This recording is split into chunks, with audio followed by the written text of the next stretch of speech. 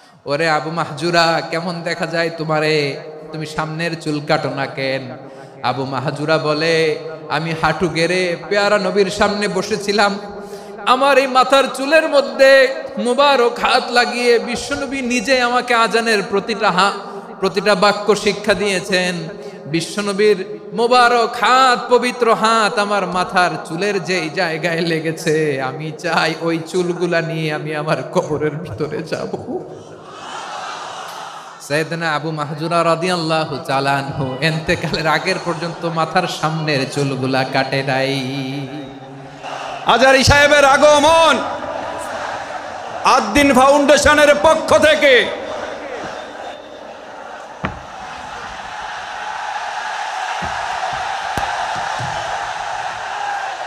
লিল্লাহে তাকবীর, লিল্লাহে তাকবীর। মিজান ভাইয়ের আগমন, শুভেচ্ছা স্বাগতম। মিজান ভাইয়ের আগমন, লিল্লাহে তাকবীর, লিল্লাহে তাকবীর। সম্মানিত হাজিরিন, আপনারা ভালো আছেন সবাই? শীতে কষ্ট হচ্ছে না? মাশাআল্লাহ। 3 দিন ব্যাপী তাফসিরুল কোরআনের প্রোগ্রামের সমাপনী রজনী আজকে। আমি খুব লম্বা সময় নিব না, এটা তো আমার বিভাগীয় প্রোগ্রাম, খুলনা বিভাগের প্রোগ্রাম পেয়ে গেছে যশোর। মাশাআল্লাহ, 9টা প্যান্ডেল আছে, এখানে ধাক্কাধাক্কির কোনো মানি হয় না। তোমরা ধাক্কাধাক্কি করবা, এই জন্য প্যান্ডেল করা হয় নাই 9টা। বসো, কোনো কথা নাই। অনেক আলোচনা হয়েছে 3 দিন ব্যাপী। দেশ বরেণ্য প্রথিতযশা ওলামায়ে হযরতের মুখে আপনারা অসংখ্য কথা শুনেছেন। আমলের জন্য এগুলোই যথেষ্ট, নতুন করে আমার বলার কিছুর দরকার নাই। নতুন করে উপস্থাপনের মতো বলার মতো আমার কাছে কিছু নাইও। যা বলার 1500 বছর আগে আল্লাহ তাআলা উম্মাকে বলে দিয়েছেন, ঠিক কিনা? এমন কিতাব দান করেছে যে কিতাবে ভুল নাই, যতই পড়ি ততই শেখা যায়। বিয়ন্ডলেস, বাউন্ডলেস, বটমলেস, কুল কিনারা নাই, কুল কিনারাবিহীন সাগর, পড়েন সুবহানাল্লাহ। আসুন এখানে আসার বসার এই প্রোগ্রামে অংশগ্রহণ করার উদ্দেশ্যকে, নিয়তকে আমরা খালেস করে নেই।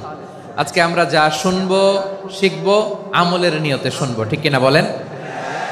শেষ পর্যন্ত নীরবতা বজায় রাখবো। আমি উঠবো, আপনারা উঠবেন, এর আগে ওঠা যাবে না। স্কেজিউলে একটু চেঞ্জ এসেছে, এশার সালাত হয়নি। আমার আলোচনার পরপরই আজান হবে, এশার সালাতে আমরা জামাতে অংশগ্রহণ করে একসাথে বিদায় নেব ইনশাল্লাহ। বলেন, যে টপিকটি নিয়ে আমি আপনাদের সামনে আজকে কথা বলতে চাই, টপিকটি অনেক গুরুত্বপূর্ণ। টপিকটি হচ্ছে হিউম্যান রিসোর্স ডেভেলপমেন্ট, মানব সম্পদ উন্নয়ন। কারণ আল্লাহ তাআলা আমাদের যা দেখ আর না দেখ এটা দিছে। মানুষ আর মানুষ, 18 কোটি মানুষ, ঠিক কিনা? এই 18 কোটির জনসংখ্যার দেশে বসবাস করে আমরা খুশি না বেজার? খুশি হইতে হবে, বেজার হইেন না। জাপানের খবর জানেন? তাদের গ্রোথ রেট নিচের দিকে, উল্টো। জনসংখ্যা নাই, বাচ্চা নিলে, সন্তান নিলে গভর্নমেন্ট তাদের টাকা দেয়। আমাদেরকে আল্লাহ তাআলা দয়া করে মায়া করে এই সম্পদটা দিয়েছেন। এই মানব সম্পদকে যেন আমরা কাজে লাগাই ইনশাআল্লাহ। পড়েন সবাই। হিউম্যান রিসোর্স ডেভেলপমেন্ট অনেক জনগুরুত্বপূর্ণ বিষয়, খুব সেন্সিটিভ বিষয়, বুঝতে হবে। যশোরের স্মার্ট ছেলেরা, এই যে আমি যাদেরকে দেখতে পাচ্ছি, all are the Gen Z of Jessore. যারা জেন জি, ওরা স্মার্ট, ওরা ইশারা ইঙ্গিতে কাজ করে। এই যে পুরো গদি উল্টায় দিছে, ঠিক কিনা? 24-এর ছাত্র নাগরিক অভ্যুত্থান আমাদের দেখিয়ে দিচ্ছে কিভাবে চোখের ইশারায় গদি উল্টে দিতে হয়। তো এই জেনজিদের নিয়ে বসেছি, ওরা তো স্মার্ট, ওরা ডিস্টার্ব করবে না। মেহরবানি করে আমার সাথে কানেক্ট করো, 1 to 1, brain to brain, eye to eye, eye contact করো আমার সাথে। তাকাও, কষ্ট হলো আমার দিকে তাকাও, আওয়াজ করা যাবে না, আমার দিকে তাকাও। প্রিয় ভাইয়েরা, হিউম্যান রিসোর্স ডেভেলপমেন্টের ব্যাপারে কিছু কথা বলবো। এই যে আমাদের বিশাল জনসংখ্যা, এই জনসংখ্যাকে কি করে জনসম্পদে রূপান্তরিত করা যায় এ ব্যাপারে কথা বলবো। আমি সূরাতু বনী ইসরাইলের 70 নম্বর আয়াত তেলাওয়াত করেছি। এই আয়াতের আলোকে কিছু কথা আমি আপনাদের সামনে বলবো। আল্লাহ তাআলা ইরশাদ করছেন, ওয়ালাকাদ কাররামনা بني آدم وحملناهم في البر والبحر ورزقناهم من الطيبات وفضلناهم على كثير ممن خلقنا تفضيلا পড়েন আল্লাহু আকবার। রব্বুল আলামিন বলেন ওয়ালাকাদ কাররামনা বানি আদম, আমি বনি আদমকে সম্মানিত করেছি, বনি আদমকে মর্যাদা দিয়েছি। ওয়া হামালনাহুম ফিল বাররি ওয়াল বাহর, বনি আদমকে জলে স্থলে স্থলে এবং সমুদ্রে চলাচলের বাহন দিয়েছি। ওয়া রাযাকনাহুম মিনাত তাইয়্যিবাত, তাদেরকে পবিত্র রিজিকের বন্দোবস্ত করেছি। ওয়া ফাদ্দালনাহুম আলা কাসীরিম মিম্মান খালাকনা তাফদীলা, আর আমি আল্লাহ যাদেরকে সৃষ্টি করেছি তাদের মধ্য থেকে বনি আদমকে আমি শ্রেষ্ঠ বানিয়েছি। আমরা শ্রেষ্ঠ, আমরা আশরাফুল মাখলুকাত। আমরা কি এই যে এমনি চিল্লাচিল্লি করে জিজ্ঞেস করলে বলে না, আমরা আশরাফুল মাখলুকাত। আমরা কি শ্রেষ্ঠ, সবার চেয়ে সেরা। আমাদের মতো করে আল্লাহ কাউকে বানায় নাই।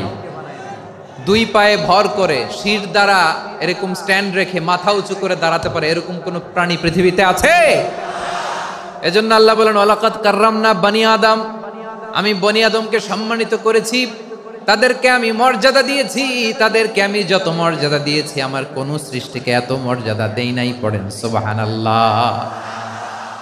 I have dignified the status of the sons of Adam, আদমের সব সন্তানের মর্যাদা আমি বাড়িয়েছি।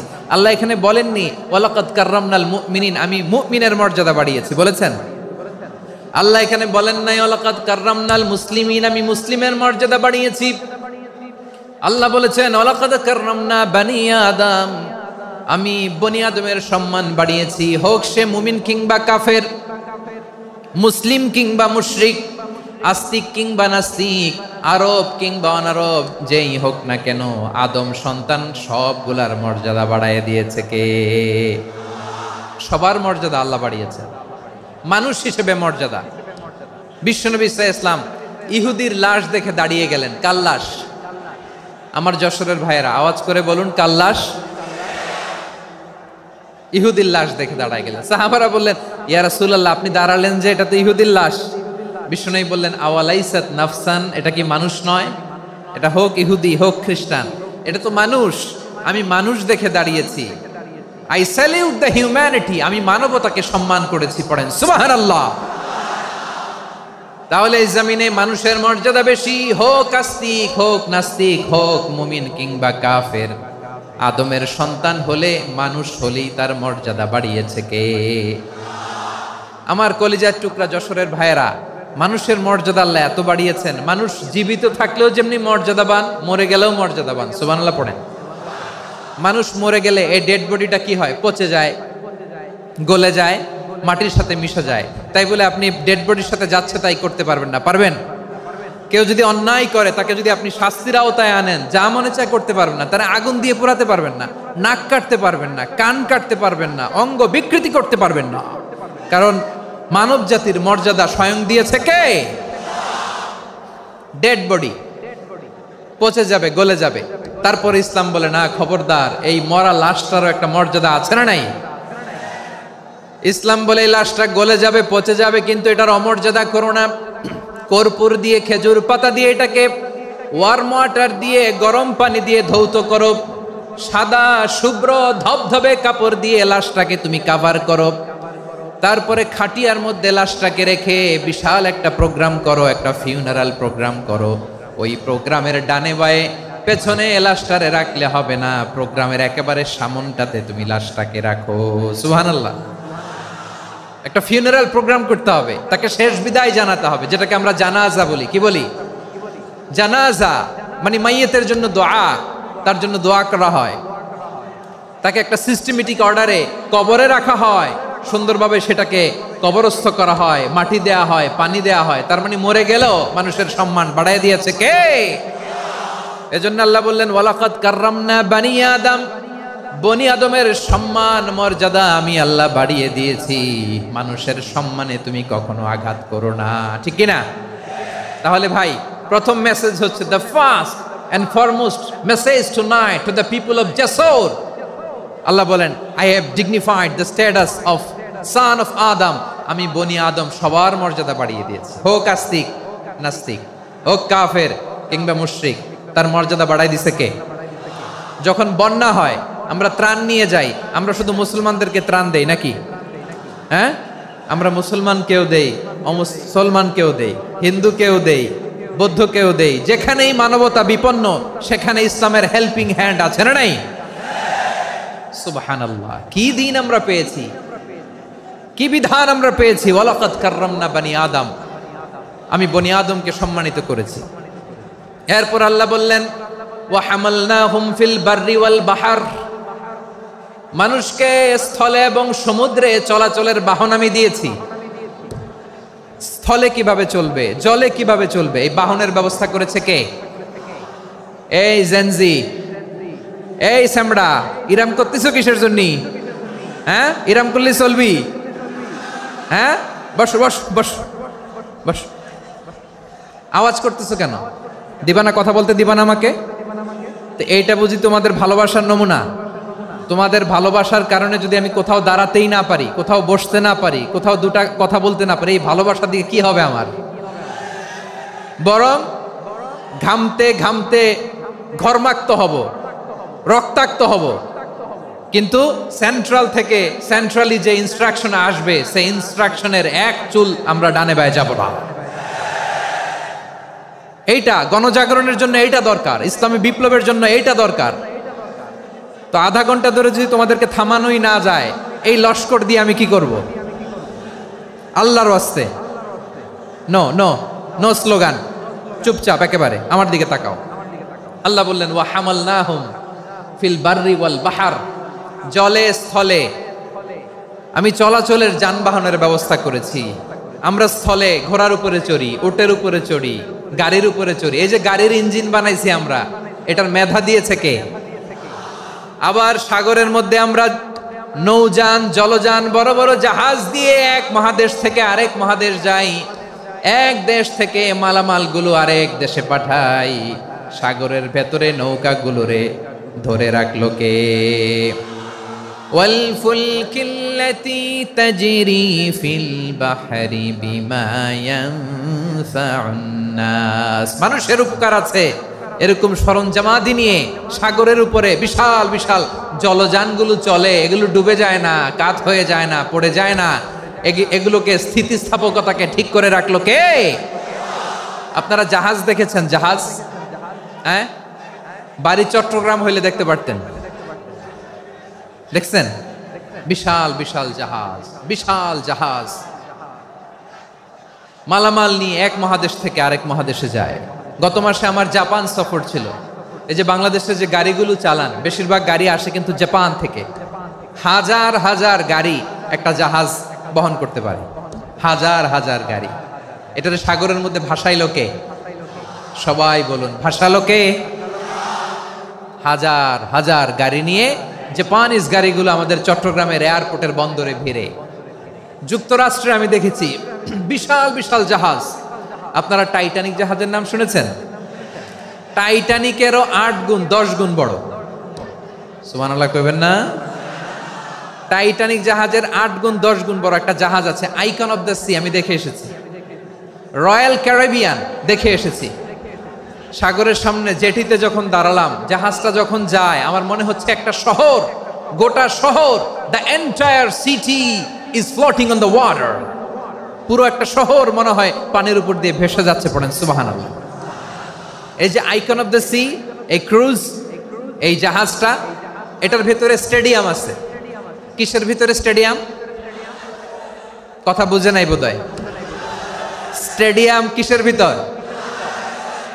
সুইমিং পুল আছে, শপিং মল আছে, রেস্টুরেন্ট আছে, ক্লাব আছে, 3000 4000 রুম বিশিষ্ট, কক্ষ বিশিষ্ট হোটেল আছে।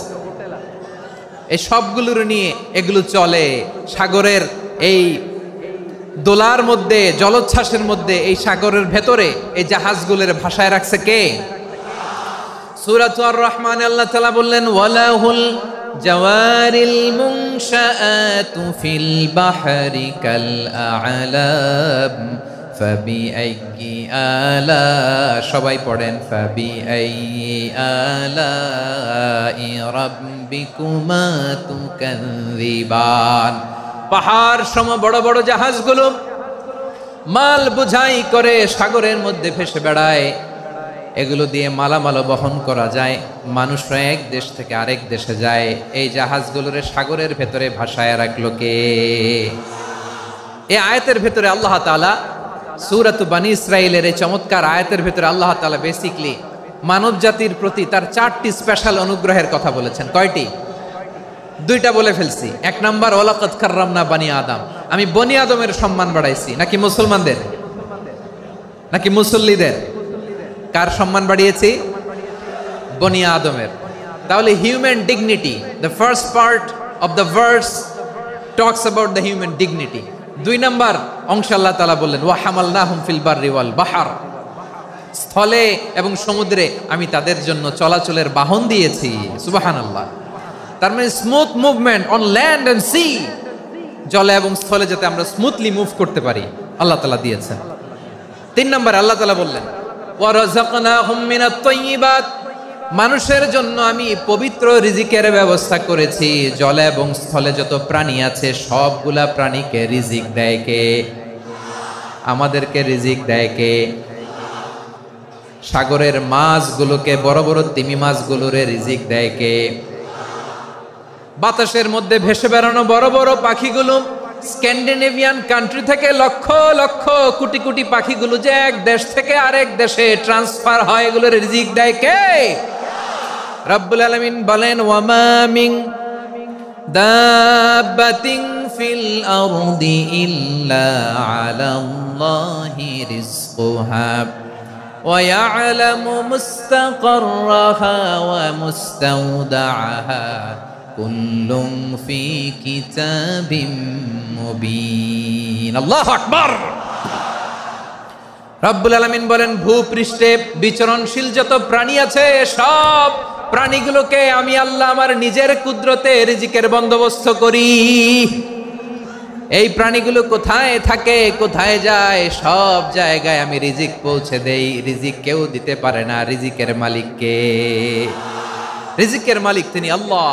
এজন্য আল্লাহ তাআলা বললেন ওয়া রাযাকনাহুম মিনাত তাইয়্যিবাত।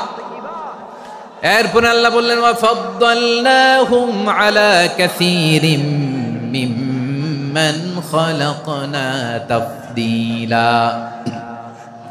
আমি যত প্রাণী সৃষ্টি করেছি সকল প্রাণীর মধ্যে মানুষের মর্যাদা শ্রেষ্ঠত্ব আমি দিয়েছি। সুবহানাল্লাহ পড়েন। তাহলে 1 নম্বরে আল্লাহ বললেন আমি বনি আদমের মর্যাদা বাড়ালাম। এরপরে বললেন স্থলে এবং সমুদ্রে চলাচলের জন্য যানবাহন দিলাম। 3 নম্বরে আল্লাহ বললেন পবিত্র রিজিকের ব্যবস্থা করে দিলাম। এরপরে আল্লাহ বললেন যত প্রাণী আছে, সৃষ্টি আছে, সবগুলার উপরে আমি মানুষকে শ্রেষ্ঠত্ব দিলাম। সুবহানাল্লাহ। তাহলে সবচেয়ে বেশি শ্রেষ্ঠত্ব মানুষের। কার? মানুষের। শুধু তাই নয় প্রিয় ভাইরা, আকাশ এবং জমিনে যা কিছু আছে সবকিছু মানুষের জন্য, মানুষের কল্যাণে, মানুষের প্রয়োজনে, মানুষের বশীভূত করে সৃষ্টি করেছেন কে? রব্বুল আলামিন বলেন হুয়াল্লাযী খালাকা লাকুম মা ফিল আরদি জামিআ। এই জমিনের মধ্যে যা কিছু আমি আল্লাহ সৃষ্টি করেছি সব কিছু আমি মানুষের জন্য সৃষ্টি করেছি। পড়েন সুবহানাল্লাহ। হুয়াল্লাযী খালাকা লাকুম মা ফিল আরদি জামিআ, যা আছে সব আমাদের জন্য, সব আমাদেরকে সার্ভিস দেওয়ার জন্য, আমাদের উপকারের জন্য, আমাদের কল্যাণের জন্য। আওয়াজ করে সবাই পড়ুন আল্লাহু আকবার। অন্য আয়াতে আল্লাহ বললেন ওয়াসাখখারা লাকুম মা ফিস সামাওয়াতি ওয়া মা ফিল আরদি জামিআম মিন ইন্না ফি যালিকা লাআয়াতিন লিকাউমিন ইয়াতাফাক্কারুন।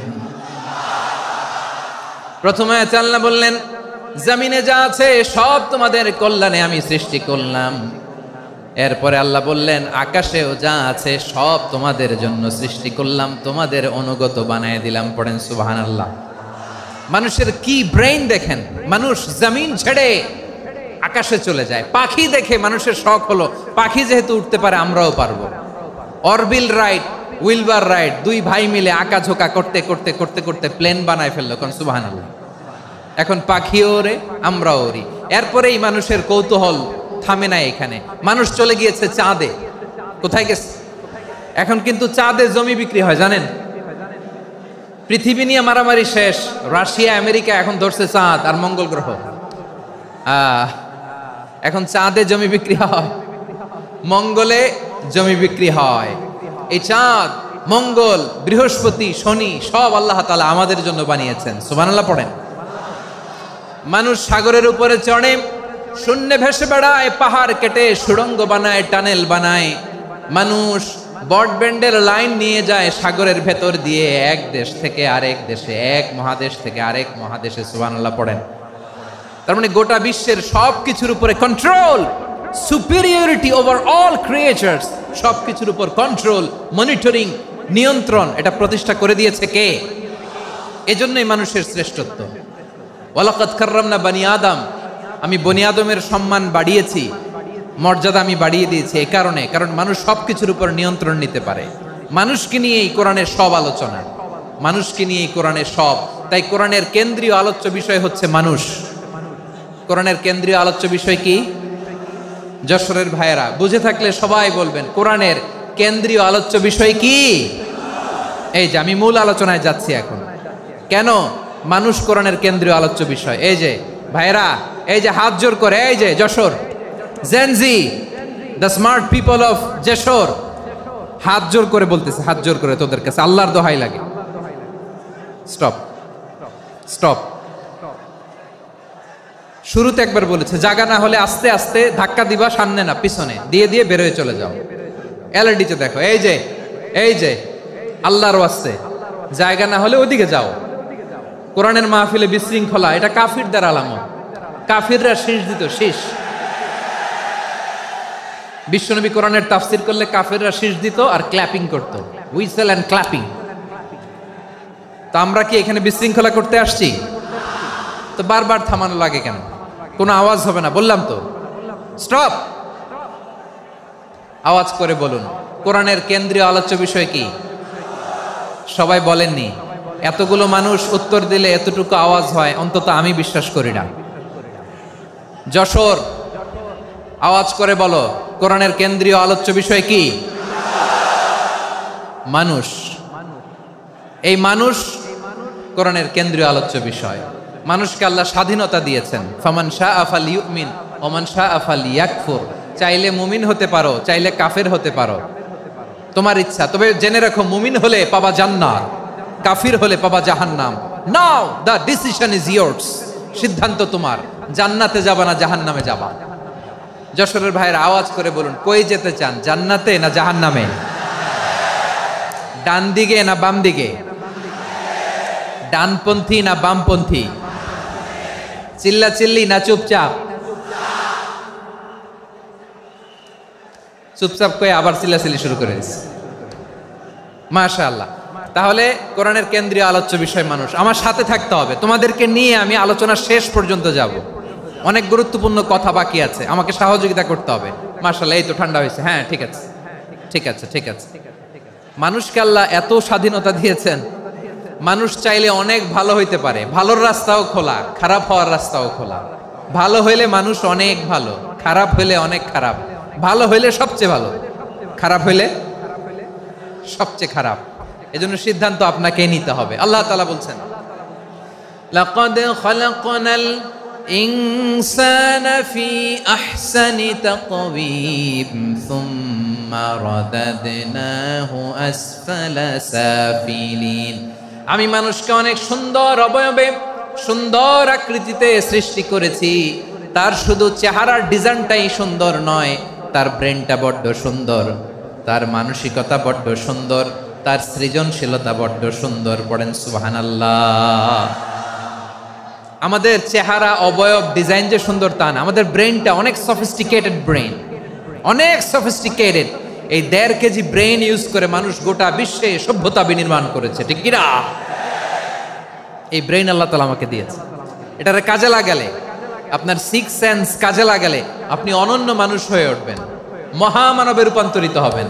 মানুষ হতে পারে, চাইলেই মহামানব হতে পারে। আবার যদি মানুষ চায় খারাপও হতে পারে।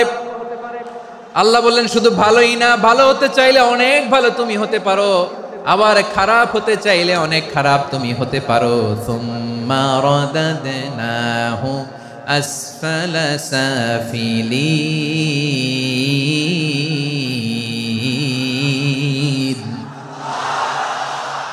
খারাপ হলে একেবারে খারাপ হতে পারো, নিকৃষ্ট হলে একেবারে নিকৃষ্ট হতে পারো, ভালো হলেও ভালো হতে পারো। কোন সুবহানাল্লাহ। এবার আওয়াজ করে বলুন, ভালো হতে চাই না খারাপ? শ্রেষ্ঠ না নিকৃষ্ট? মানুষ ভালো হলে মানুষ ফেরেশতার চেয়েও ভালো, মানুষ খারাপ হলে সে পশুর চেয়েও খারাপ। কথা ঠিক কিনা বলেন? ভালো হলে ফেরেশতার চেয়েও ভালো, খারাপ হলে পশুর চেয়েও নিকৃষ্ট। তার মানে শ্রেষ্ঠত্বে মানুষ, শ্রেষ্ঠত্বে ফেরেশতাকে হার মানায়, আর অধপতনে শ্রেষ্ঠত্বে ফেরেশতাকে ছাড়িয়ে যায়, আর অধপতনে পশুকেও হার মানায়। আই রিপিট, আমি আবারও বলছি, মানুষ শ্রেষ্ঠত্বে ফেরেশতাকে ছাড়িয়ে যায়, আর অধপতনে সে পশুকেও হার মানায়। আওয়াজ করে বলতে হবে ঠিক কি না? এটার প্রমাণ কি? মানুষ শ্রেষ্ঠ হইলে যে ফেরেশতার চেয়েও সেরা, তার প্রমাণ কি?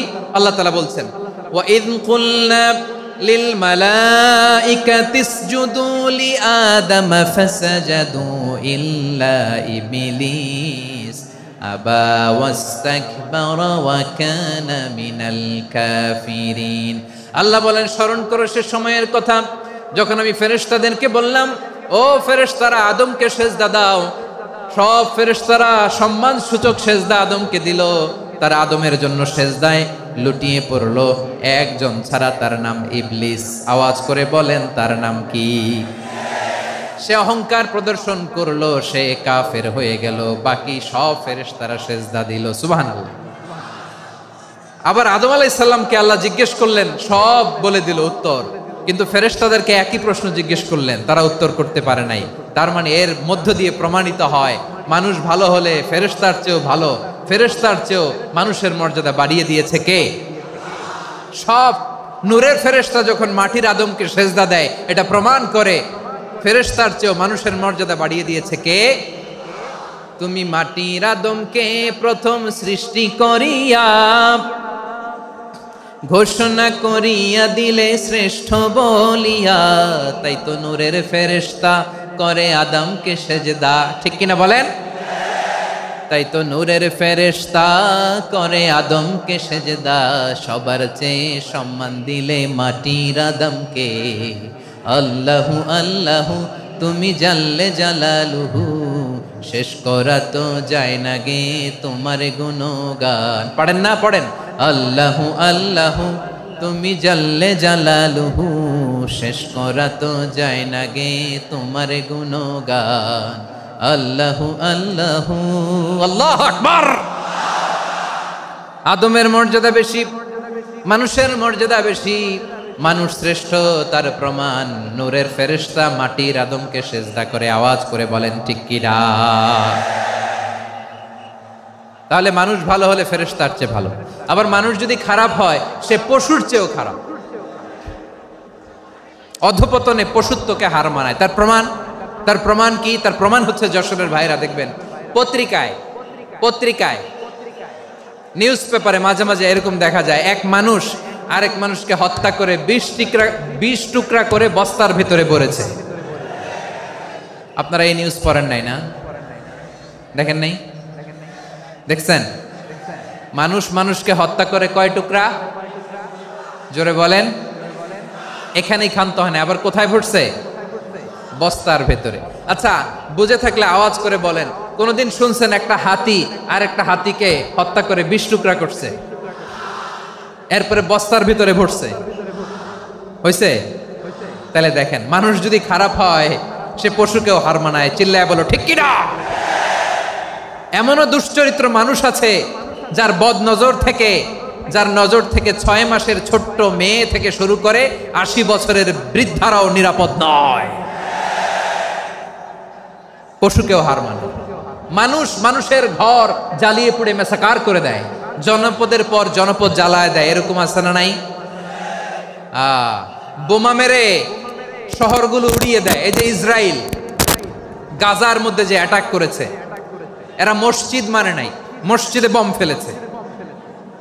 এরা খ্রিস্টানদের চার্চ গির্জা মানে নাই, গির্জায় বম ফেলেছে।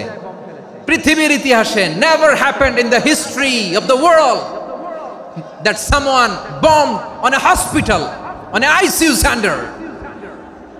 এমন হাসপাতাল যেখানে আইসিইউর রোগীরা আছে, ওই হাসপাতালের উপরও ইসরায়েলি সৈনিকেরা বোমা মেরেছে। জোরে বলেন ঠিক কিনা? এরা মানুষ? আওয়াজ করে বলেন, এরা মানুষ না। প্রিয় ভাইয়েরা, চোখ কান নাক মুখ থাকলেই মানুষ না। যা সামনে দেখেন এগুলো সব মানুষ না, এগুলো জনসংখ্যা। এগুলো কি? সবাই বলুন, এগুলো কি? বাড়ছে জনসংখ্যা, কমছে মানুষ। বাড়ছে জনসংখ্যা, কমছে। এই দুনিয়া এখন তো আর সেই দুনিয়া নাই, মানুষ নামের মানুষ আছে দুনিয়া বোঝাই, সেই মানুষের ভিড়ে আমার আসল মানুষ নাই। ঠিক কিনা? আসল মানুষের বড্ড অভাব, আসল মানুষের বড্ড অভাব। আমার ভাইয়েরা, মানুষ খারাপ হলে পশুকেও হার মানায়। আচ্ছা, আওয়াজ করে বলেন, এই যশোরের ছেলেরা এদিক তাকাও, আওয়াজ করে বলো, যে ইসরায়েলি সোলজাররা উপর থেকে বোমা মারল, তারাও মানুষ? তারাও কি? ওরাও রক্তে মাংসে মানুষ, ওদেরও পরিবার আছে। বোমা মেরে যেই মেয়েটাকে তারা অনাথ বানায়, ইয়াতিম বানায়, ও কিন্তু বাসায় ওর মেয়েটাকে রেখে আসছে। ঠিক কিনা বলেন? বম্বিং করে যে বাবাকে মেরে, স্বামীকে মেরে স্ত্রীকে বিধবা বানায়, তারও ঘরে স্ত্রী আছে। উপর থেকে বম মেরে মানুষ মেরে দিচ্ছে, তারাও মানুষ। 1945 সালের 6ই আগস্ট আমেরিকান সোলজাররা হিরোশিমায় বম মেরেছে। আমি নিজে দেখে এসেছি জাপানের হিরোশিমাতে। সকাল 8:15 মানুষ কেউ অফিসে যাচ্ছিল, কেউ খেতে খামারে কাজ করতে যাচ্ছিল। লিটল বয় নামে একটা বোম মেরেছে তারা। এই বোমের আঘাতে, পারমাণবিক এই বোমার রেডিয়েশনে আঘাতে বোম ব্লাস্ট হওয়ার পরে মুহূর্তের মধ্যে 1,40,000 নাই। উপর থেকে যারা মারতেছে এরাও মানুষ, যাদেরকে মারলো তারাও। তার মানে মানুষে মানুষে পার্থক্য আছে না? নেই? মানুষে মানুষে পার্থক্য আছে। নাক কান চোখ মুখ থাকলেই মানুষ নয়। বাড়ছে জনসংখ্যা, কমছে মানুষ। চিল্লায় বলো ঠিক কিনা? তাহলে আমরা বুঝলাম, মানুষ ভালো হলে অনেক ভালো, খারাপ হলে অনেক খারাপ। ও আমার কলিজার টুকরা যশোরের ভাইয়েরা, আসুন না 3 দিন ব্যাপী এই তাফসিরুল কোরআনের ঐতিহাসিক প্রোগ্রাম থেকে আমরা সিদ্ধান্ত নেই, আমরা ভালো মানুষ হব নাকি খারাপ মানুষ হব। কলিজা থেকে, প্রাণ থেকে আওয়াজ করে সবাই বলুন, ভালো মানুষ নাকি খারাপ মানুষ? ভালো মানুষ হইতে হবে। ভালো মানুষ যারা জগৎটাকে এনলাইটেন করবে, যারা এনলাইটেন করবে, যারা সত্যের বীর সেনানী হয়ে দাঁড়াবে, যারা সত্যের পক্ষে কথা বলবে, যারা জালিমের মসনদকে ভেঙে খান খান করে দেবে। এরকম হওয়ার দরকার আছে না নাই? এরকম ভালো মানুষ আমরা হতে চাই কি চাই না? মানুষকে যত্ন নিলে মানুষ যে কত ভালো হয় আপনি কল্পনাও করতে পারবেন না। এই যে আপনাদের যশোরে যে ভালো ছেলেগুলো আছে, যে ভালো তরুণগুলো আছে, যে যুবকগুলো আছে, যে ভালো আলেমরা আছে, ভালো নেতারা আছে, সবাই যদি তাদের মতো হতো, পুরো যশোরটা একটা জান্নাতের টুকরা হয়ে যেত। আওয়াজ করে বলেন ঠিক কিনা? মানুষকে নার্চারিং করলে, মানুষকে পলিশ করলে, মানুষকে গ্রুমিং করলে, মানুষকে সঠিক তারবিয়া দিলে মানুষ অনন্য হয়ে ওঠে। প্রতিটি মানুষ অনন্য। আমি অনন্য, আপনি অনন্য, আমরা সবাই অনন্য। সুবহানাল্লাহ বলেন। মানুষকে আল্লাহ তাআলা দিয়েছেন অসীম ক্ষমতা, অসীম ক্ষমতা। সুবহানাল্লাহ। একটা মানুষ পারে না এমন কিছু নাই। একটা মানুষ পারেন এমন কিছু নাই, বিশ্বাস করতে হবে মানুষ যা কল্পনা করতে পারে ওইটা মানুষ করে দেখাতে পারে। যশোরের ভাইয়ের আই রিপিট, আমি আবারও বলছি, এই চিল্লাচিল্লি করলে আমার এই গুরুত্বপূর্ণ কথা তোমরা মিস করবা। আমরা যখন আমার পিতার পৃষ্ঠদেশে ছিলাম, পিতার পৃষ্ঠদেশ থেকে শুক্রাণু যখন মায়ের গর্ভদেশে যেয়ে পড়ে, কতটা শুক্রাণু ভ্রমণ শুরু করে জানো? 20 কোটি শুক্রাণু। একবার সিমেন আউট হলে সেখানে 20 কোটি শুক্রাণু থাকে, ভ্রমণ শুরু করে। ওই 20 কোটি শুক্রাণুর মধ্যে থেকে তুমি আমি আজকে এক বিকশিত শুক্রাণু মানব রূপে পৃথিবীতে এসেছি। সুবহানাল্লাহ। ওই 20 কোটি শুক্রাণুর প্রতিযোগিতায় সবাইরে পেছনে ফেলে সেদিন আমি সফল হয়েছিলাম, সেদিন আমি বিজয়ী হয়েছিলাম। সেদিন আমি এত ছোট ছিলাম, মাইক্রোস্কোপ দিয়েও আমার অস্তিত্ব টের পাওয়া যায় না। আমি এত তুচ্ছ ছিলাম, নগণ্য ছিলাম, আমার কান ছিল না, আমার চোখ ছিল না, আমার হাত ছিল না, আমার জন্য রিকমেন্ডেশন করার মতো মামু ছিল না, খালা ছিল না, কেউ ছিল না। তারপরেও ওই প্রতিযোগিতায়, ওই কম্পিটিশনে যখন আমারে কেউ হারাতে পারে নাই, আল্লাহর জমিনেও আমারে কেউ হারাতে পারে না। হারার জন্য তোমার জন্মই হয় নাই, তুমি আসছই জিতার জন্য। সুবহানাল্লাহ। বিশ্বনবী বলেন, আন্নাসু মাআদিন কামাআদিনি যাহাবি ওয়াল ফিদ্দা খিয়ারুহুম ফিল জাহিলিয়াতি খিয়ারুহুম ফিল ইসলাম। Peoples are like mines of gold and silver. সোনার খনি, রূপার খনি, এর চেয়েও বড় খনি হচ্ছে এই মানব সম্পদের খনি। আওয়াজ করে বলেন আল্লাহু আকবার। আল্লাহ তাআলা এই সম্পদ আমাদেরকে দিয়েছে। বিশ্বনবী বলেন, মানুষ হচ্ছে খনির মতো। খিয়ারুহুম ফিল জাহিলিয়াতি খিয়ারুহুম ফিল ইসলাম। জাহিলি যুগে যারা সেরা, ইসলামেও তারা সেরা। ইদা ফাকুহু, যদি তারা বুঝবান হয় তাহলে তাদেরকে সেরা বানায় দিবে কে? তাহলে মানুষের চেয়ে সেরা কেউ হতে পারে? মানুষের চেয়ে অনন্য কেউ হতে পারে? মানুষকে কেউ হারাতে পারে? আওয়াজ করে বলো, তোমাকে কেউ হারাতে পারবে? এই সাহস জাগছে আজকের আলোচনা থেকে। আমি তুমি অনন্য, আমাকে তোমাকে হারায়া দেওয়া এত সহজ না, ঠিক কি না? একটা কথা জীবনের সাথে সেট করে নিতে হবে, আমি জিতি নয় শিখি, আমি কখনো হারি না। জীবনের সাথে সেট করে নাও, জেনজি অফ জেসর, আমি কখনো হারি না, আমি হয় জিতি নয় শিখি। চিল্লায় বলো ঠিক কি না? আমি কখনো হারি না, আমার হারানো এত সোজা না। কি সাহস জাগছে? বুকে সাহস জাগছে?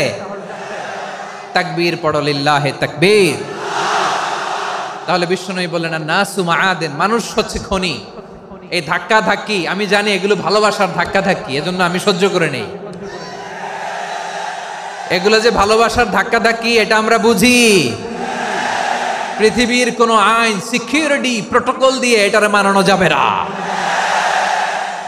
কারণ এটা তো ভালোবাসা, লাভ। লাভ কোনো আইন কানুন দিয়ে বাধা যায় না, মানানো যায় না, ঠিক কিনা বলো?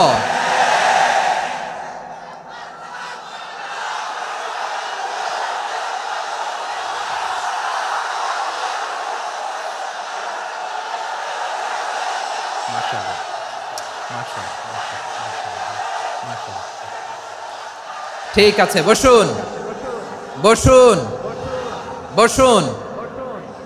আল নাসু মাআদিন, মানুষ হচ্ছে খনি। এই খনির যত্ন নিতে হবে। আমার মা বাবা যারা এসেছেন, আপনার ছেলে মেয়ের যত্ন নেন।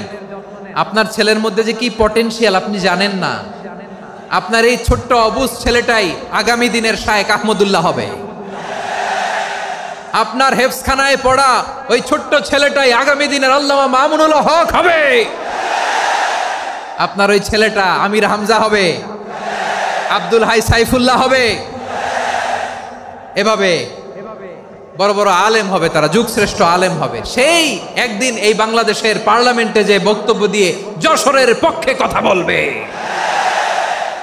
আপনি জানেন না, কাউকে ছোট করবেন না আপনি, ওর কনফিডেন্স আপনি কমাবেন না, আপনি কমাতে পারেন না। প্যান্ডেলে আমার যে মা বোনেরা আছেন, ছেলে মেয়েদেরকে কখনো ছোট করে কথা বলবেন না। ও যে কোথায় যাবে আপনি জানেন না, আপনি মা হয়ে তাকে সাহস দিবেন, তার কল্পনার জগৎটাকে সাজাতে তাকে উৎসাহিত করবেন, ঠিক কিনা বলেন? আর আমার প্যান্ডেলের আমার প্রিয় শ্রদ্ধাশীলা মায়েরা বোনেরা, আপনারা তো আরো দামি সম্পদ। বিশ্বনবী বলেন, আর দুনিয়া কুল্লুহা মাতা। আল্লাহ আল্লাহ আল্লাহ, বিশ্বনবীর কথার ওজন দেখেন, আর দুনিয়া কুল্লুহা মাতা ওয়া খায়রু মাতা'আদ দুনিয়াল মারআতুস সালিহা। বিশ্বনবী বলেন, দুনিয়ায় যা দেখো সব আল্লাহর দেওয়া অ্যাসেট, মানে সম্পদ। আর এত অ্যাসেটের ভিড়ে সবচাইতে শ্রেষ্ঠ সম্পদ হচ্ছে নেককার নারী। সুবহানাল্লাহ। ভাইয়েরা, বোনের সাথে খারাপ আচরণ করো না। সন্তান, মায়ের সাথে খারাপ আচরণ করো না। আমাদের মায়েরা আমাদের asset, they are our priceless asset. কারণ এই মায়েদের পেটে এসেছে আল্লাহর ওলিরা, এই মায়েদের পেটে এসেছে খান জাহান আলী, এই মায়ের পেটে এসেছে শাহজালাল ইয়ামানি, এই মায়ের পেটে এসেছে আল্লাহর সব নবীরা। নাকি নবীরা আকাশ থেকে ধপ করে জমিনে নেমে আসছে? মায়ের পেটে আসছে। এই মায়ের পেটগুলো খনি। আমার সম্মানিতা মায়েরা, বোনেরা, নিজেকে ইসলাম দিয়ে সাজান, নিজেকে ইসলাম দিয়ে সাজান, নিজেকে পবিত্র রাখুন, নিজের আব্রু ইমান ইজ্জতের হেফাজত করুন, কোরআন পড়ুন, সুন্নাহ পড়ুন। আপনি জানেন না আপনার গর্ভে কে আসছে, কোন ক্ষণজন্মা পুরুষকে আল্লাহ তাআলা আপনার গর্ভে পাঠাবে আপনি জানেন না। মায়েরা, নিজেদেরকে পবিত্র রাখুন, ইসলাম চর্চা করুন, কোরআন চর্চা করুন, নৈতিকতা দিয়ে নিজেকে সাজান। যশোরের জেনজি, নিজেদেরকে প্রস্তুত রাখো আগামীর বাংলাদেশের জন্য। নৈতিকতা, মোরালিটি, ভ্যালিউজ দিয়ে নিজেকে সাজাও, ইসলাম দিয়ে নিজেকে সাজাও।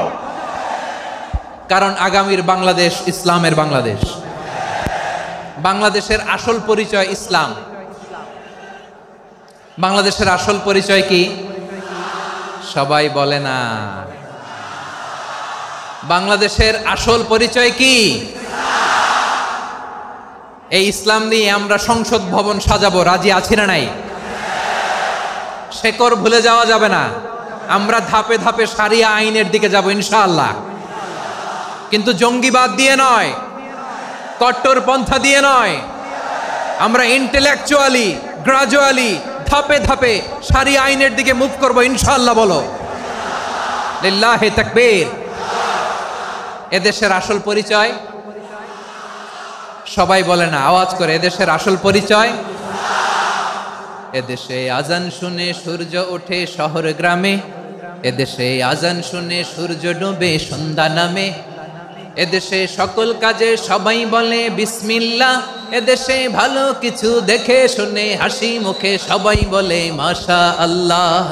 সুবহানাল্লাহ, সুবহানাল্লাহ, সুবহানাল্লাহ, সুবহানাল্লাহ, সুবহানাল্লাহ, সুবহানাল্লাহ, সুবহানাল্লাহ, সুবহানাল্লাহ। ও নবীন তরুণ, তোমার কিসের এত ভয়? জেনে রেখো বাংলাদেশের আসল পরিচয়। বাংলাদেশের আসল পরিচয় ইসলাম। আওয়াজ তুলে বলো, আসল পরিচয় কি? এদেশে পরস্পরে দেখা হলে দেয় সালাম, এদেশে আমজনতার হৃদয় জুড়ে পাক্কালাম। ঠিক কি না? এদেশে বিপদ এলে সর্বজনে সর্বক্ষণে দোয়া পড়ে ইন্না লিল্লাহ, সুবহানাল্লাহ, সুবহানাল্লাহ, সুবহানাল্লাহ, সুবহানাল্লাহ। এদেশে আজান শুনে সূর্য ওঠে শহর গ্রামে, এদেশে আজান শুনে সূর্য ডুবে সন্ধ্যা নামে, এদেশে সকল কাজে সবাই বলে বিসমিল্লাহ, এদেশে ভালো কিছু দেখে শুনে হাসি মুখে সবাই বলে মাশা আল্লাহ। সুবহানাল্লাহ, আওয়াজ করে সুবহানাল্লাহ, সুবহানাল্লাহ, সুবহানাল্লাহ, সুবহানাল্লাহ। সবাই একসাথে সুবহানাল্লাহ, সুবহানাল্লাহ, সুবহানাল্লাহ, সুবহানাল্লাহ। এদেশের আসল পরিচয় কি? আওয়াজ করে বলতে ভয় লাগে। এদেশের আসল পরিচয় কি? ইসলাম দিয়ে আমাদের সংসদ ভবন চলুক, আমরা চাই কি চাই না? বঙ্গভবনে লা ইলাহা ইল্লাল্লাহর পতাকা উড়ুক, আমরা চাই কি চাই না? প্রতিটি জেলা অফিসে, ডিসি অফিসে লা ইলাহার পতাকা ঝুলুক, আমরা চাই কি চাই না? কারা কারা চাই হাত তুলে আল্লাহরে দেখায়।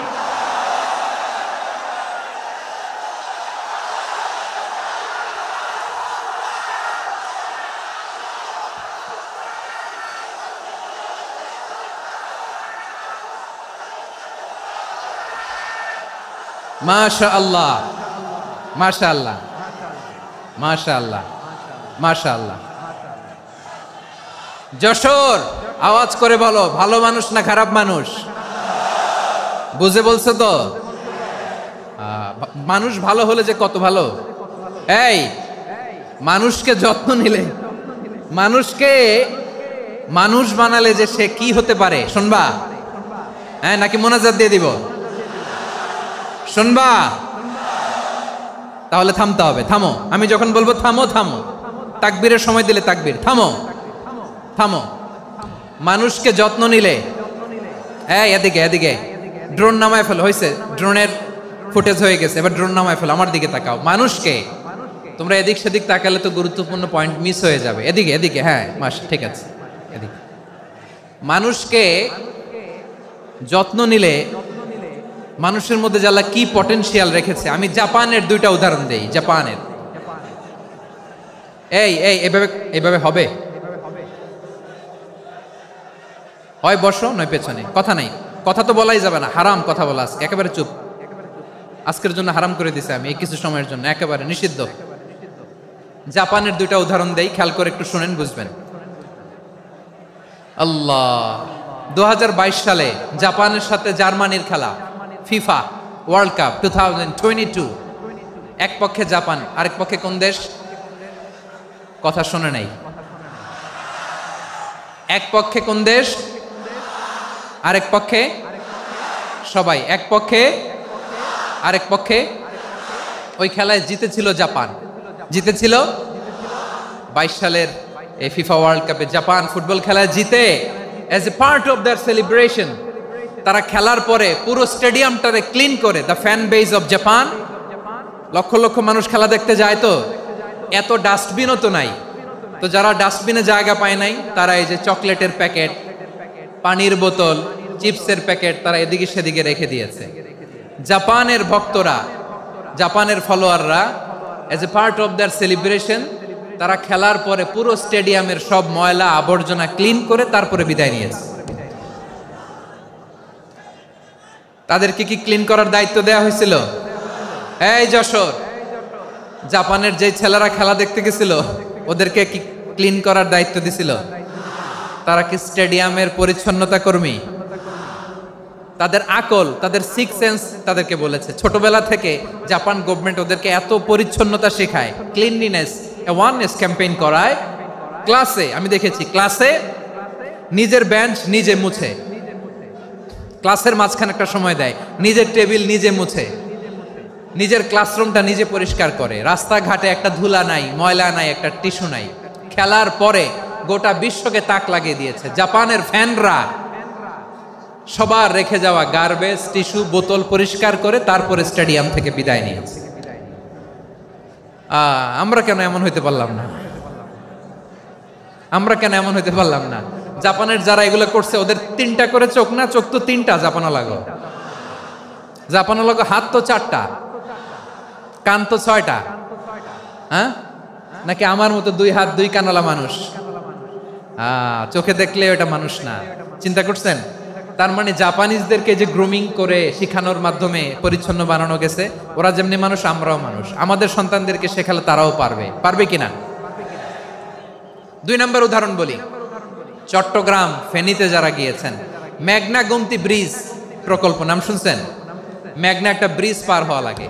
এই মেঘনা গোমতী, এখানে 3টা ব্রিজ, কাঁচপুর সহ এই 3টা ব্রিজের নির্মাণ কাজ, রেনোভেশনের কাজ দেয়া হয়েছিল জাপানের একটা কোম্পানিকে।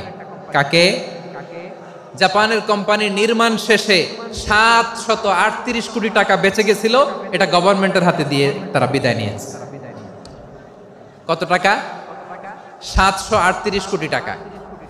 যত প্রাক্কলিত ব্যয় নির্ধারণ করা হয়েছে, সব টাকা সরকার, তৎকালীন সরকার, 2019-এর সরকার, কারা ছিল তো জানেন?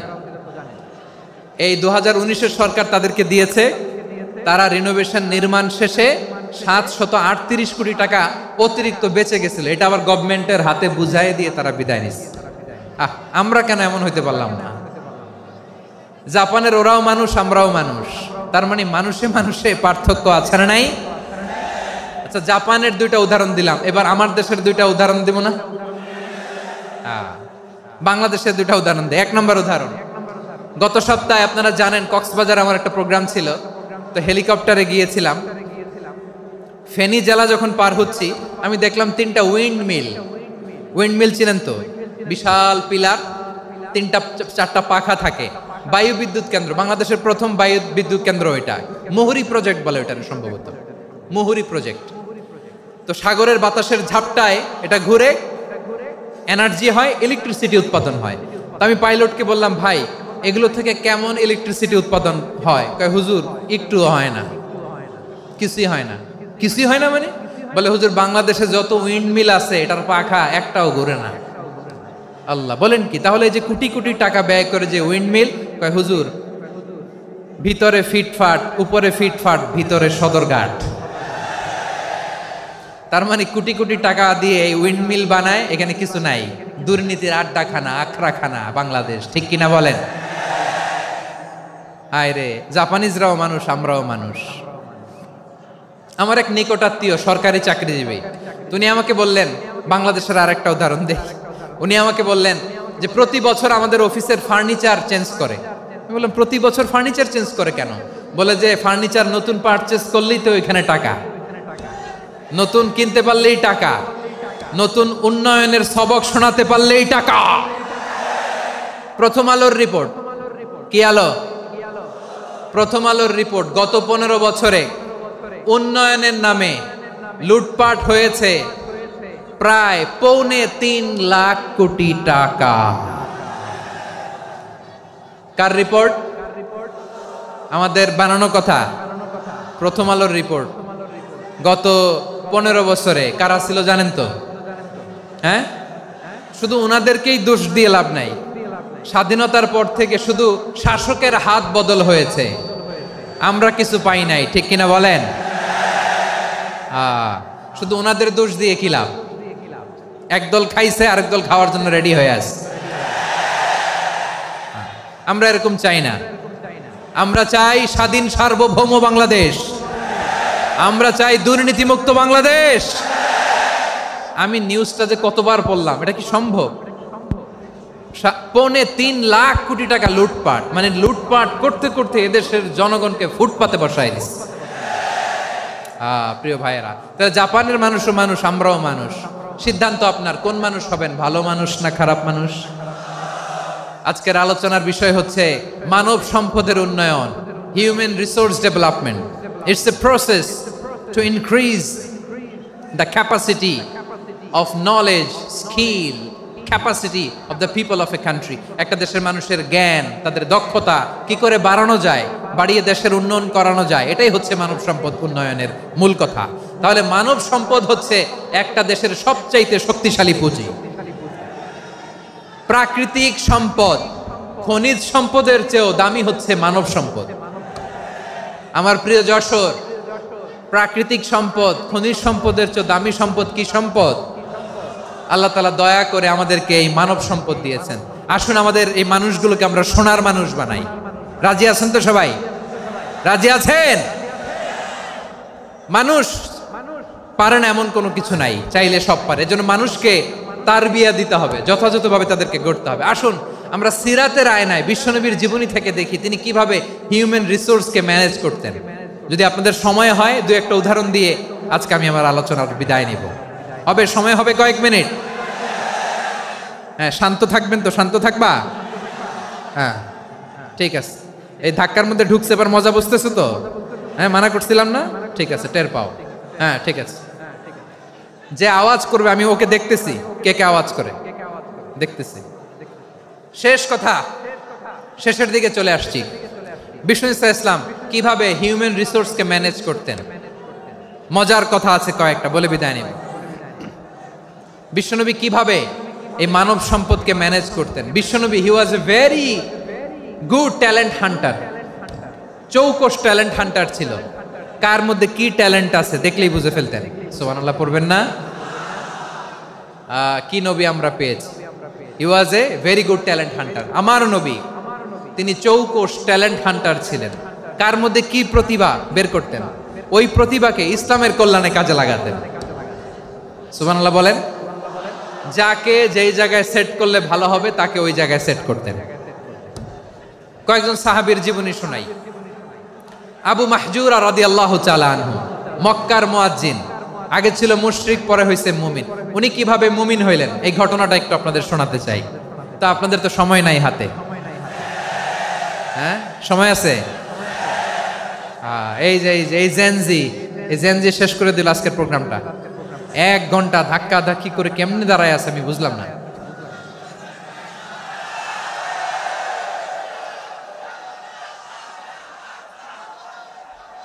না না তাকবির না, চুপ করতে হবে। What I need, you stop. Just shut up. চুপ। হ্যাঁ ঠিক আছে, এভাবে। আবু মাহজুরা রাদিয়াল্লাহু তাআলা আনহু কিভাবে মুসলিম হলেন আওয়াজ করে শুনেন। হুনাইনের যুদ্ধ 8ম হিজরি, বিষ্ণু ইসা ইসলাম হুনাইনের যুদ্ধ শেষে ফিরতেছেন। পথিমধ্যে বেলাল রাদিয়াল্লাহু তাআলা আনহু, এই যে আবার কথা, আই রে আল্লাহ রে, এখানে ধাক্কা ধাক্কি কেন? চলে যাও, পেছনে যাও, পেছনে যাও। কি আজীব তামাশা! যেখানে যায় এখানে ধাক্কা ধাক্কি, মারামারি, গায়ের উপরে, কাঁধের উপরে, শাউটিং। অনেক গুরুত্বপূর্ণ কথা পয়েন্ট করে নিয়ে আসে যে বলবো, এই শাউট করার কারণে প্রোগ্রামটাই নষ্ট করে দেয়। আসছে আমার ভালোবাসা দেখাইতে, প্রোগ্রামটাই শেষ করে দিয়ে চলে যায়। স্টপ। আবার কথা বল, স্টপ। হুনাইনের যুদ্ধে 8ম হিজরি, কত হিজরি সবাই বলেন না একটু, কত হিজরি? 8ম হিজরিতে হুনাইনের যুদ্ধে রাসূল সাল্লাল্লাহু আলাইহি ওয়াসাল্লাম ফিরে আসতেছেন মদিনায়। পথিমধ্যে বেলাল রাদিয়াল্লাহু তাআলা আনহু আজান দিচ্ছেন। কি দিচ্ছেন? তো পাশে ছিল মুশরিকদের একটা পল্লী, কিছু মুশরিক তরুণ, কিছু অমুসলিম কিশোর, তারা আজানকে ব্যঙ্গ করতেছে। আমাদের বাংলায় মুখ ভেঙ্গানো বলে আর কি। বেলাল রাদিয়াল্লাহু তাআলা আনহু আজান দিচ্ছেন, ওই বাচ্চাগুলো মুশরিক, তো ওরা আজানকে ব্যঙ্গ করতেছে, বিকৃতি করে ওরাও আজান দিচ্ছে। উদ্দেশ্য হচ্ছে আজানকে নিয়ে ঠাট্টা করা। উদ্দেশ্য কি? ঠাট্টা করা। ব্যাপারটা মনে কষ্ট পাওয়ার মতো ব্যাপার না? কিন্তু বিশ্বনবী ওইখানে দেখেন কি খুঁজলেন। বিশ্বনবী খেয়াল করলেন অমুসলিম কিশোরদের মধ্য থেকে একটা কিশোরের গলাটা বড় দরাজ গলা, কণ্ঠটা বড় সুন্দর। খেয়াল করে দেখলেন যে কিছু কিশোর বেলালের আজানকে ব্যঙ্গ করে, বিকৃতি করে, কিন্তু একজনের কণ্ঠ দেখতে পাচ্ছেন না এত দূরে, কিন্তু কণ্ঠটা বড় সুন্দর, দরাজ গলা। বিশ্বনবী সাহাবীদেরকে বললেন, ধরো এগুলারে, ধরো। সবগুলারে ধরে বিশ্বনবীর সামনে আনা হলো। ওরা হাঁটু গেড়ে বসলো। বিশ্বনবী বললেন, তোমাদের মধ্যে কে যেন ব্যঙ্গ করে আজান দিচ্ছিল, তার গলাটা বড় উঁচু, গলার বেসটা বড় মজবুত, মেলোডিয়াস, সুমধুর কণ্ঠ। কে? আবু মাহজুরা বলে, আমার বন্ধুরা সবাই আমার দিকে আঙ্গুল দেখায়, আমি পড়ে গেছি বিপদে। রাসূল সাল্লাল্লাহু আলাইহি ওয়াসাল্লাম বাকি অমুসলিম তরুণদেরকে ছেড়ে দিলেন, বললেন তোমরা যাও। এবার আবু মাহজুরারে পাইছে। আবু মাহজুরার চুলের মধ্যে হাত দিলেন বিশ্বনবী, মাথায় হাত দিয়ে বললেন, এবার আজান দাও দেখি। আবু মাহজুরা বলে, আমি তো আজান দিতে জানি না, কারণ আমি তো বেলালেরটা শুইনা দিছি, আমার তো মুখস্থ নাই, আমি তো আজান দিতে জানি না। বিশ্বনবী বললেন, জানো না? তাহলে আসো, আমি তোমারে শিখাই দেই। সুবহানাল্লাহ পড়েন। আবু মাহজুরা হাঁটু গেড়ে বসে, বিশ্বনবীর মোবারক হাত আবু মাহজুরার চুলের মধ্যে। বিশ্বনবী আজানের মুআল্লিম আবু মাহজুরাকে বলতেছে, ঠিক আছে তোমারে শিখাই দিচ্ছি, আমি যা যা বলবো আমার সাথে সাথে বলো, পারবা? আবু মাহজুরা বলে, পারবো। বিশ্বনবী আজান দিচ্ছেন মাথায় হাত দিয়ে, আল্লাহু আকবার,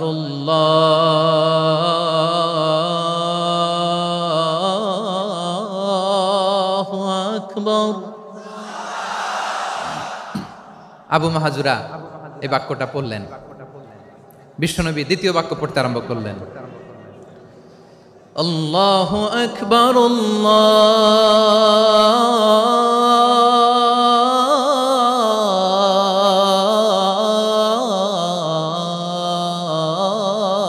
আল্লাহু আকবার।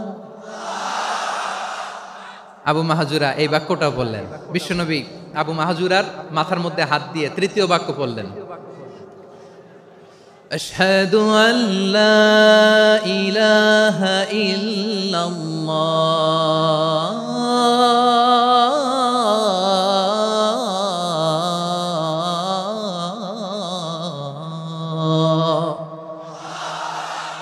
আবু মাহাজুরা তৃতীয় বাক্য পড়লেন। বিশ্বনবী একটা বাক্য পরে আবু মাহাজুরা পরে, বিশ্বনবী পরে আবু মাহাজুরা পরে। আবু মাহাজুরা কিন্তু অমুসলিম, মুশরিক। আবু মাহাজুরা বলে, এক একটা বাক্য পড়ি আমার কলিজাটা গলে ঠান্ডা হয়ে যায়।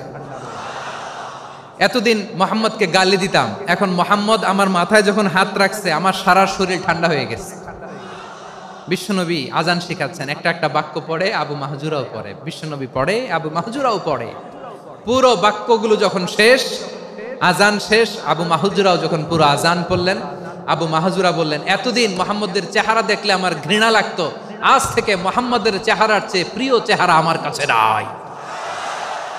আবু মাহাজুরা বললেন, ও মুহাম্মদ, আজানের বাক্য তো আপনি আমারে শেখালেন, এখানেই শেষ করবেন না, আপনি আমারে পড়ায় দেন লা ইলাহা ইল্লাল্লাহু মুহাম্মাদুর রাসূলুল্লাহ সাল্লাল্লাহু আলাইহি ওয়াসাল্লাম। বিশ্বনবীর সাথে দাঁড়িয়ে উনি শাহাদা পড়ে মুসলমান হয়ে গেলেন। এবার আবু মাহাজুরা বলে, ইয়া রাসূলুল্লাহ, ইয়া হাবিবাল্লাহ, আমি মুমিন হয়েছি, মুসলমান হয়েছি, আপনার কাছ থেকে আজান শিখার সৌভাগ্য আমি লাভ করেছি গো নবী। আমার কণ্ঠের বড় তারিফ করেছেন আপনি, আমার আজানকে আপনি পছন্দ করেছেন। একটা জিনিস আপনার কাছে চাই, আপনি আমাকে মক্কার মসজিদুল হারামের মুয়াজ্জিন হিসেবে অ্যাপয়েন্ট করে দে। বিষ্ণু ইসলাম বললেন, যাও আবু মাহজুরা, আমি তোমাকে পৃথিবীর শ্রেষ্ঠতম মসজিদ মক্কার মসজিদুল হারামের মুয়াজ্জিন হিসেবে অ্যাপয়েন্ট করে দিলাম। দেখছেন কিভাবে ট্যালেন্ট হান্টিং করতে হয়, কিভাবে হিউম্যান রিসোর্স মানব সম্পদকে ব্যবহার করতে হয়। আসছিল আজানকে ভেঙাইতে, আসছিল কেন?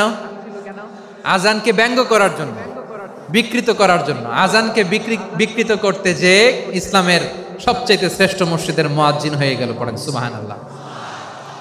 হযরত আবু মাহজুরা রাদিয়াল্লাহু তাআলা আনহু ওনার এই সুললিত কণ্ঠ ব্যবহার করে মসজিদুল হারামে এত সুন্দর করে আল্লাহু আকবার বলে আজান দিতেন। মানুষগুলোর, মুসল্লিগুলোর, মক্কাবাসীর হৃদয়কে তিনি বিগলিত করে দিতেন, মানুষের হৃদয়কে ঠান্ডা হয়ে যেত। শুধু এখানেই শেষ না আমার যশোরের ভাইয়েরা। বিশ্বনবী যখন সাইয়েদনা আবু মাহজুরা রাদিয়াল্লাহু তাআলা আনহুকে আজান শিখাচ্ছিলেন, বলেন তো বিশ্বনবীর হাতটা কোথায় ছিল? আবু মাহজুরার মাথার সামনে, এই চুলের উপরে ছিল। আবু মাহজুরা ওই স্মৃতিটাকে ধারণ করবার জন্য, ওই স্মৃতিকে বহন করার জন্য বিশ্বনবীর মোবারক হাত আবু মাহজুরার কপালের চুলের যেই জায়গায় লেগেছে, মৃত্যুর আগের দিন পর্যন্ত আবু মাহজুরা মাথার ওই চুলে কোনোদিন ছুরি আর কামার লাগায় নাই, সেখানে কেচি লাগায় নাই, চুলের মধ্যে খুর লাগায় নাই। আবু মাহজুরা ডান দিকের চুল কাটতো, বাম দিকের চুল কাটতো, পেছনের চুল কাটতো, সামনের চুল কাটতো না।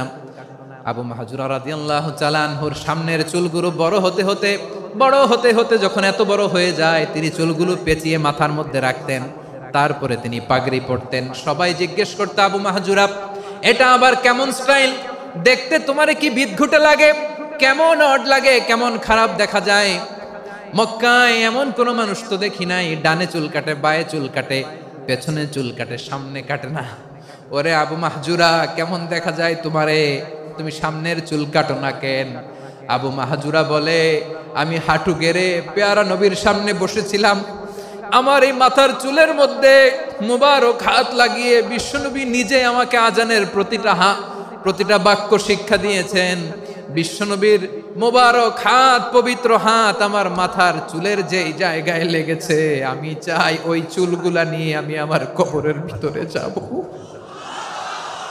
সাইয়েদনা আবু মাহজুরা রাদিয়াল্লাহু তাআলা আনহু ইন্তেকালের আগের পর্যন্ত মাথার সামনের চুলগুলা কাটে নাই। মাথার সামনের চুল তিনি কাটেন নাই। সুবহানাল্লাহি বিহামদি। কেমন ভালোবাসতেন বিশ্বনবী সাহাবীদেরকে, সাহাবারা কেমন ভালোবাসতেন বিশ্বনবীকে। সামনের চুলগুলো বড় হতে হতে এত বড় ছিল, পেঁচিয়ে রেখে পাগড়ি পরতেন, কাটতেন না। নবীর হাত লেগেছিল। সুবহানাল্লাহ পড়েন। তাহলে what is the lesson? Moral of the story কি? মোরাল অফ দ্য স্টোরি হচ্ছে, আসছিল আজানকে ব্যঙ্গ করার জন্য, বিকৃত করার জন্য, হয়ে গেল মসজিদুল হারামের মুয়াজ্জিন। দেখেন বিশ্বনবী একটা খারাপ সিচুয়েশনের মধ্যে থেকে কি ভালো জিনিস বের করে আনলেন। আমি যে শুরুতে বলেছি কিভাবে তিনি হিউম্যান রিসোর্সকে ডেভেলপ করেছেন, ম্যানেজ করেছেন। তিনি যে চৌকস ট্যালেন্ট হান্টার ছিল, দেখেন সবার মধ্যে থেকে এর বাছাই করে মুয়াজ্জিন বানাই দিয়েছেন। সুবহানাল্লাহ পড়েন। তার মানে এই না সবাইরে ধরে ধরে উনি মুয়াজ্জিন বানাইছেন। যার যেই ট্যালেন্ট আছে তাকে ওই কাজে অ্যাসাইন করেছেন।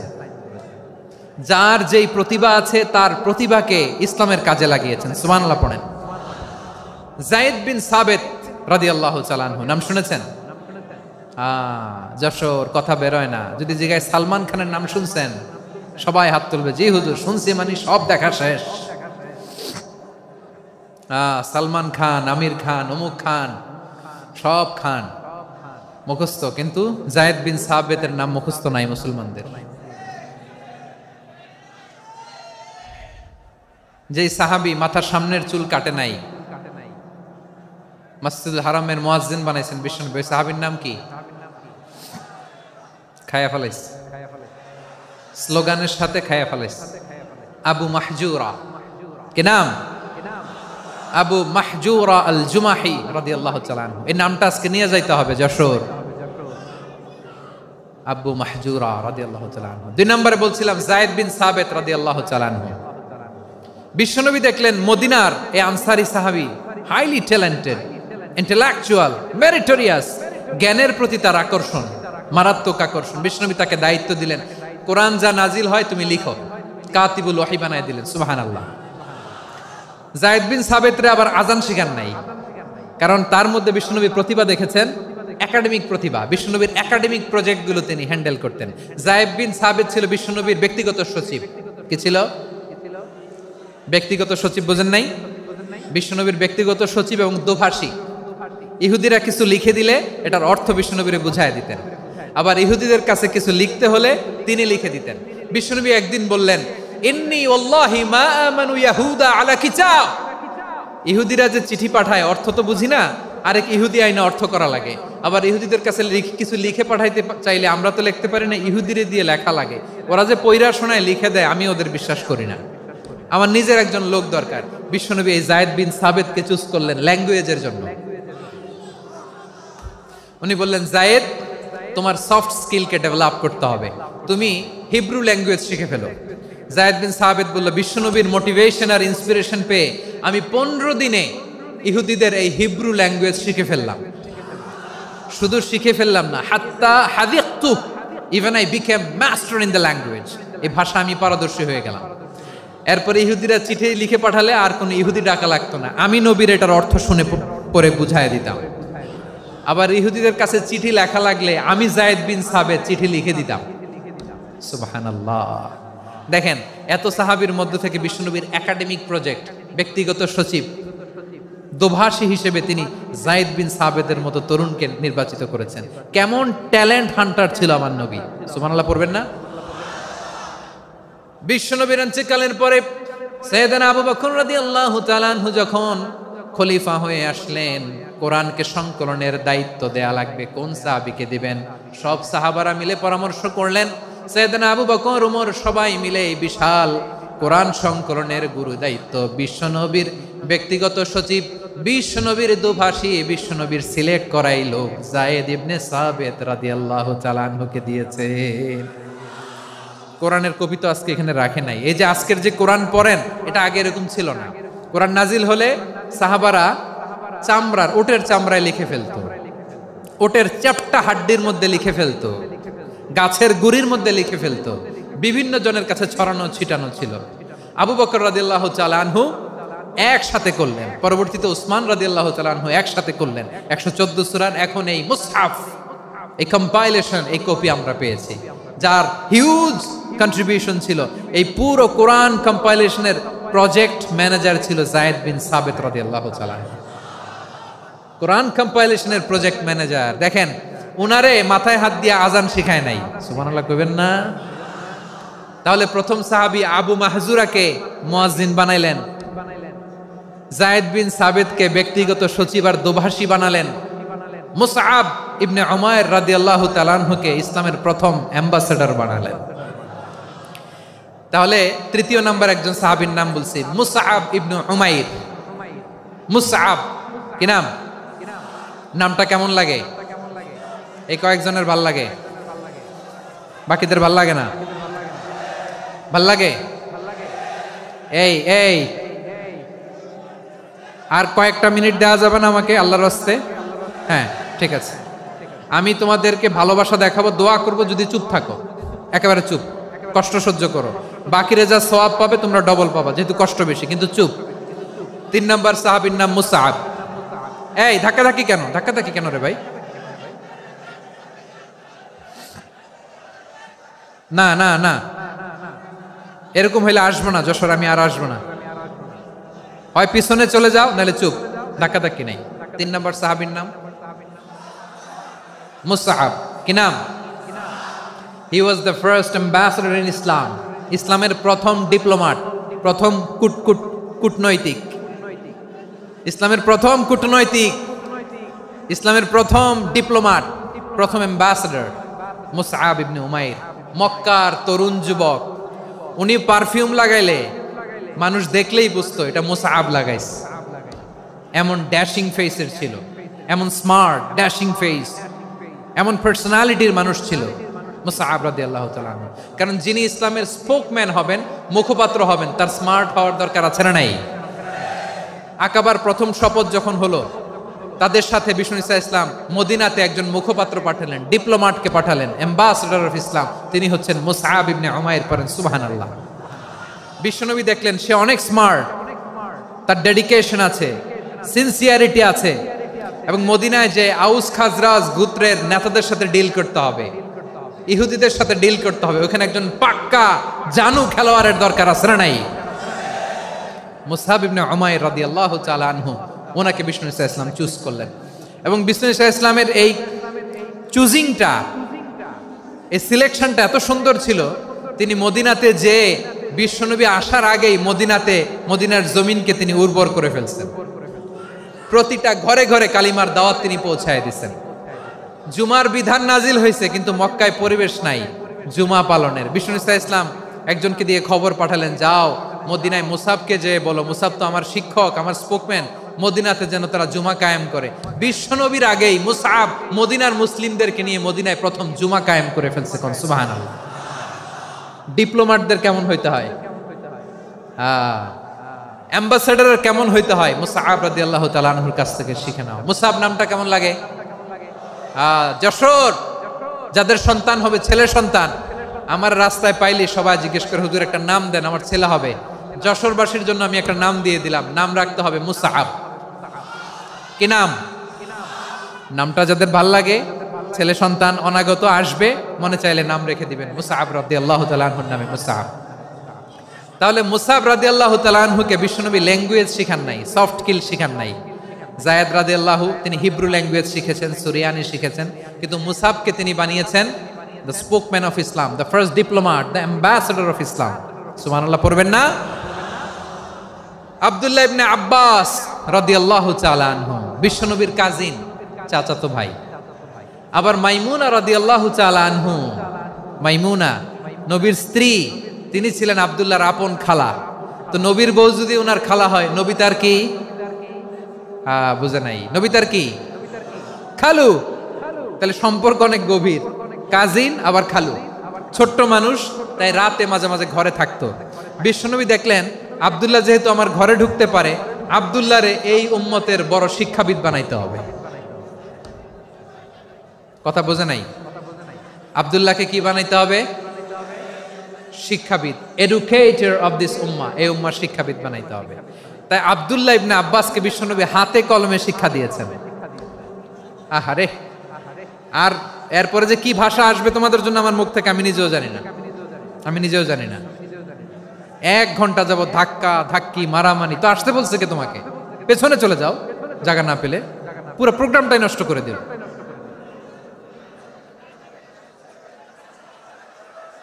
জি, আমার দিকে তাকান, আমি শেষ করে দিচ্ছি। হবে না, ইন্টেলেকচুয়াল আলোচনা এখানে হবে না, আমি বুঝতে পারছি, আমি শেষ করে দিচ্ছি। আব্দুল্লাহ ইবনে আব্বাস রাদিয়াল্লাহু তাআলা আনহু। মনোযোগ দিয়ে কয়েকটা মিনিট শুনুন, আমি এখনই শেষ করে দিচ্ছি, এরপর আওয়াজ করবে। এই যে এগুলো কি আমি বুঝলাম না। আমি বললাম না সব করা যাবে, বসে যাও, শুয়ে যাও, চলে যাও, আওয়াজ করা যাবে না। অন্যকে বসো এটাও বলার দরকার নেই, জাস্ট এদিকে তাকাও। আল্লাহ। আব্দুল্লাহ ইবনে আব্বাস রাদিয়াল্লাহু তাআলা আনহু, ওনাকে বিশ্বনবী হাতে কলমে শিক্ষা দিয়েছেন, যেহেতু উম্মতের শিক্ষাবিদ হবেন, এডুকেটর হবেন। তো বিশ্বনবী রাতে যখন তাহাজ্জুদ পড়তেন, ছোট্ট আব্দুল্লাহ ঘরে থাকতো। বুঝতে পেরেছেন? ছোট্ট মানুষ তো ঘরে থাকতো। তো বিশ্বনবী তাহাজ্জুদের জন্য একবার দাঁড়িয়েছেন, ছোট্ট আব্দুল্লাহ ওযু করে দাঁড়াইছে। আচ্ছা বলেন তো, ইমাম আর মুসল্লি মোট যদি দুইজন হয়, একজন ইমাম একজন মুসল্লি, তো মুসল্লি ইমামের কোন দিকে দাঁড়াবে? ডানে দাঁড়াবে। ছোট্ট আব্দুল্লাহ বোঝে নাই, বিশ্বনবী তাহাজ্জুদ শুরু করেছেন, উনি একতেদা করছেন আর দাঁড়াইছেন বায়ে। কোথায় দাঁড়িয়েছেন? আব্দুল্লাহ বলেন, যখন আমি বায়ে দাঁড়ালাম, আখাযা রাসূলুল্লাহ সাল্লাল্লাহু আলাইহি ওয়াসাল্লাম উযুনি আল ইউমনা ইয়াফতিলুহা, বিশ্বনবী নামাজরত অবস্থায় আমার কান ধরে টেনে আমার ডান দিকে এনে দাঁড় করায় দিলেন। পড়েন সুবহানাল্লাহ। দেখেন হাতে কলমে শিক্ষা। আর জীবনে ভুলাবে? কথা কয় না, আর ভুলাবে? আর ভুল হবে না। এভাবে বিশ্বনবীর অনেক সঙ্গ পেয়েছেন, সফর করেছেন, একই বাহনে বসেছেন, এক বাহনে বসে লম্বা নাসিহত করেছেন, বলেছেন ইয়া গোলাম ইহফাজিল্লাহ ইয়াহফাজকা ইহফাজিল্লাহ তাজিদহু তুজাহাক ইযা সাআলতা ফাসআলিল্লাহ ওয়া ইযা ইসতাআনতা ফাসতাইন বিল্লাহ। আল্লাহর বিধান মানো, আল্লাহর বিধান রক্ষা করো, আল্লাহ তোমায় রক্ষা করবে। আব্দুল্লাহ, চাইতে হলে আল্লাহর কাছে চাও, সাহায্য চাইতে হলে আল্লাহর কাছে সাহায্য চাও। মনে রাখো, গোটা বিশ্বের সবাই যদি তোমার সাহায্য করতে চায়, ততটুকুই করতে পারবে যতটুকু আল্লাহ তোমার নসিবে রেখেছে। গোটা বিশ্ব যদি তোমার বিরুদ্ধে ষড়যন্ত্রে দাঁড়িয়ে যায়, ক্ষতি ততটুকু করতে পারবে যতটুকু তোমার জন্য বরাদ্দ আছে, এর বাইরে কিছু করতে পারবে না। আওয়াজ করে বলেন ঠিক কিনা? এভাবে হাতে কলমে শিখিয়েছেন, বিশ্বনবীর সঙ্গ পেয়েছেন। ওনাকে বিষ্ণু ইসলাম শিক্ষাবিদ, এডুকেটর অফ দিস উম্মাহ হিসেবে সিলেক্ট করেছেন, হাতে কলমে শিখিয়েছেন। বিশ্বনবী একবার প্রকৃতির ডাকে সাড়া দিয়ে এসেছেন। এখন কি করতে হবে? নামাজের জন্য ওযু করতে হবে। বিশ্বনবী এসেই দেখেন ওযুর বদনায় পানি ভরা, খুশি হয়ে গেলেন, বললেন কে রেখেছে পানি? একজন বলল আব্দুল্লাহ রেখেছে। বিশ্বনবী অত্যন্ত খুশি হলেন, খুশি হয়ে একটা দোয়া করলেন, বললেন আল্লাহুম্মা ফাক্কিহু ফিদ্দীন ওয়া আল্লিমহু তা'ওয়ীল। আল্লাহ, তুমি আব্দুল্লাহকে দ্বীনের বুঝ দিও আর কোরআনের তাফসীর শিক্ষা দিও। বিশ্বনবীর এই দোয়া এমন লাগছে, উনি রাইসুল মুফাসসিরিন, এই পৃথিবীতে যত মুফাসসির ছিল, যত মুফাসসির আসবে, সকল মুফাসসিরের সম্রাট হিসেবে স্বীকৃত হয়েছেন আব্দুল্লাহ ইবনে আব্বাস। বিশ্বনবী ওনারে আজান শিখান নাই, বিশ্বনবী ওনারে ল্যাঙ্গুয়েজ শিখান নাই, বিশ্বনবী ওনারে অ্যাম্বাসাডর বানান নাই, হাতে কলমে শিক্ষা দিয়েছেন। ছোট্ট মানুষ, বিশ্বনবী ইন্তেকাল করলেন, আবু বকরের সময় গেল, ওমরে ফারুকের খেলাফত, তখনও তিনি তরুণ। ওমরে ফারুক রাদিয়াল্লাহু তাআলা আনহু ওনার ক্যাবিনেট মিনিস্ট্রির বৈঠকে এই আব্দুল্লাহ ইবনে আব্বাসকে পাশ দিয়ে বসায় রাখতেন। বয়স্ক সাহাবারা এটা পছন্দ করতো না, তারা বলতো ঘটনা কি, আব্দুল্লাহর মতো ছেলে নাতি আমাদের আছে, এরা কেন রাখে ওমরে ফারুক? ওমরে ফারুক এটা টের পেলেন, তিনি বুঝতে পারলেন যে ক্যাবিনেট মেম্বাররা এটা পছন্দ করে না, ছোট্ট আব্দুল্লাহরা কেন রাখি, কেন যে রাখি, এটা একদিন বুঝাবো। একদিন মিটিং এ তিনি সবাইকে বললেন ইযা জাআ নাসরুল্লাহি ওয়াল ফাতহ। এই আয়াত দ্বারা উদ্দেশ্য কি বলেন তো মুরব্বী সাহাবীরা? এক সাহাবী বলেন, এই সূরা দ্বারা উদ্দেশ্য, আল্লাহ বলেছেন আমাদেরকে বিভিন্ন ল্যান্ড, বিভিন্ন এলাকা বিজয় করতে হবে। ওমরে ফারুক